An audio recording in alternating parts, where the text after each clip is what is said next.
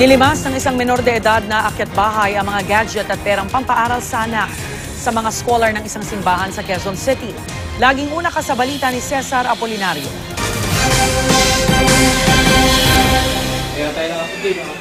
Kahit maraming tao at tanghaling tapat, lakas loob na nagnakaw ng pera at mga mamahaling gamit mula sa isang bahay sa Barangay Payatas, ang salaring ito na menor de edad umano. Walang CCTV sa mismong bahay ng biktima pero makikitang nagmamadaling nagtatakbo patakas ang salarin.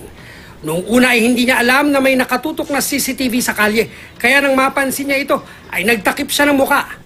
Nakausap ng GMA News ang biktima na isang pastora sa isang simbahan sa Payatas. Nakiusap siyang itago ang muka at pagkakakilanlan para sa kanyang seguridad.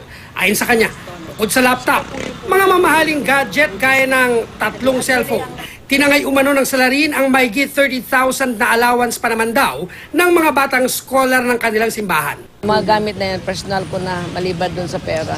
Ang talagang hinihiling ko sana niyan, maibalik lang yung laptop ko, hindi na bali yung iba. Wala naman talaga akong masahan dun sa iba.